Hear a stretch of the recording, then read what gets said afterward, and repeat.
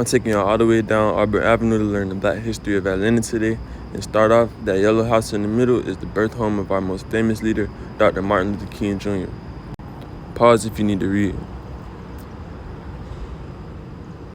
Right across from the King House, we have these historic shotgun homes. And people actually still live in these, but historically, this is an African architectural style that many African Americans across the South lived in. In 1959, Fortune magazine called Sweet Auburn the richest Negro street in America, and it's always been the center of Black life, business, and culture in Atlanta. There's historical markers down this whole street. We starting right here, and we're gonna go all the way down here.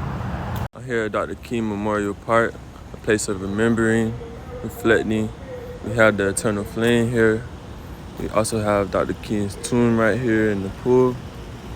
And as you can hear in the background, his voice rings out through Atlanta right on Auburn Avenue every day, all day. Of course, Dr. King was famous for his nonviolent approach, and the principles of that approach are written here in stone. The park also includes these quotes from Dr. Coretta Scott King you can pause on to read, a great activist in her own right. As well as this quote, "Non-violence or non-existence. In a country like America, can we really get total, true revolution without having to go to war for it?"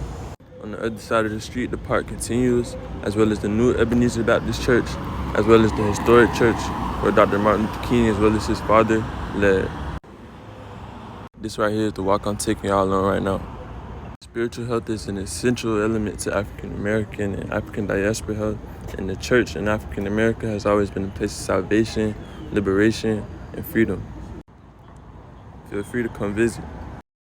The main street for Black Atlanta. If you ever been on Wesley Chapel in Decatur, this is what it's named after. Born into slavery near Columbus, he came to Atlanta and got his degree, ended up opening the first Black bank in Atlanta, a hotel, and really went on to great success.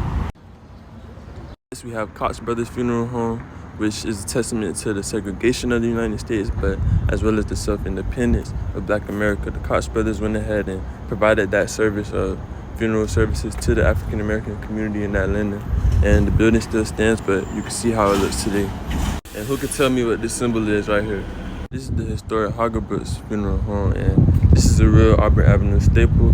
Koch brothers down the street, they actually came from a different part of town and came to Auburn, but this was started by a Black woman in 1929, which is $300, and it served the whole community, right across from Wheat Street Baptist. For generations, Wheat Street Baptist has been a strong institution of Black empowerment and independence.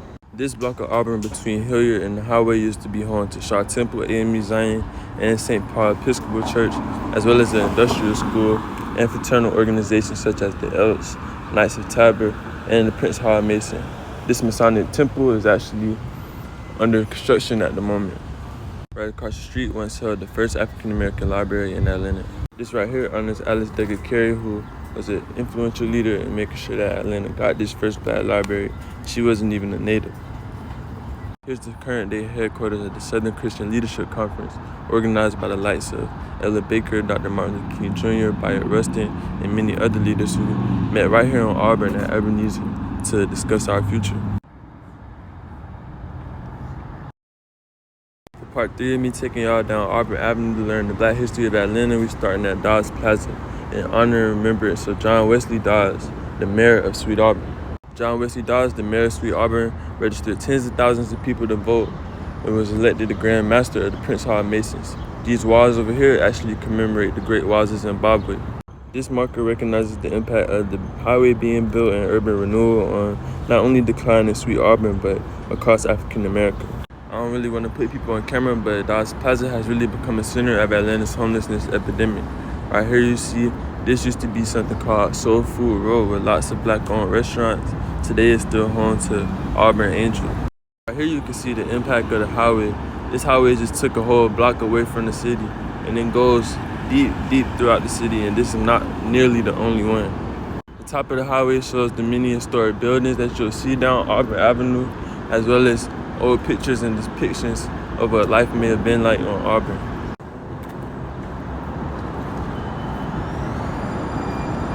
Urban renewal, highways, national parks, some of the many ways that the United States government has hindered our progress and really just took.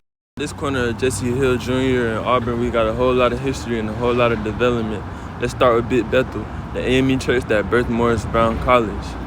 Here we have a commemoration of John Lewis, civil rights hero, chairman of SNCC. Down here was the Butler Street YMCA, once called the City Hall of Black Atlanta. And as part of this development project right here, which also used to be the Atlanta Life Insurance building, that's the only reason this right here is still standing. They're supposed to repurpose this building and add it into the mixed-use housing that they're over there building at the moment. This is supposed to open up next summer. Bethel is Atlanta's oldest congregation, started even before enslavement ended. Not only did this church found Morris Brown, but also the Gate City Colored School, the first public school for black students in Atlanta. Another piece of history about Bethel, this is where Marcus Garvey first spoke in Atlanta. This corner where we have the parking lot and the portrait of John Lewis used to be home to Bronner Brothers Hair Care. Right here we got the Royal Peacock, a famous Atlanta club that's seen the lights of Aretha Franklin, Louis Armstrong, and Marvin Gaye. Across from the Royal Peacock is the Majestic Theater building, which has held many different black businesses over the years. Right here, this is my favorite thing on Auburn right now, for Keats Bookstore. Whatever books you need, black books you need, come right here to Auburn Avenue, to for Keats, to Rosa or Rookie, Kamari, they're gonna get you right. This block, which now holds John Calhoun Park, once held a hotel, realty company, as well as apartments. Really an entertainment center for Atlanta. Auburn is a testament that America's racism can never stop us. We still did what we had to do, started businesses, and took care of each other. If you go to Georgia State or been to Georgia State, you know about Piedmont Avenue, but did you know it was once a center of black money? Here you see the historic Atlanta Life Insurance building, and right across from the Life Insurance building, we have the Atlanta Daily World building, as well as the Apex Museum. Daily World was America's first black daily newspaper, and it served cities all across the South. Next to the Daily World is the building for the 100 Black Men of America Incorporated. Next to that is the Apex Museum, the center of African American history and culture. Next we have this monument of Carrie Steele Logan, who took action against Atlanta's homelessness problem way back in the day and started an orphanage. Next to Ms. Logan is Auburn Avenue Research Library, which you can come in any day and learn anything you need to know about African American history and culture. One of the most essential parts to our history and culture is education. As a GSU graduate, something that not enough people talk about is the role that higher educational institutions have in gentrifying black spaces.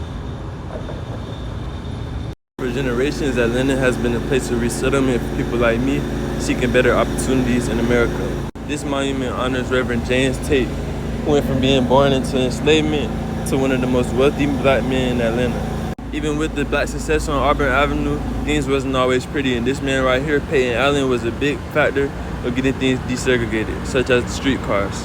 This corner of Auburn and Peachtree Center honors Henry McNeil Turner, who is very influential in our history and us getting civil rights.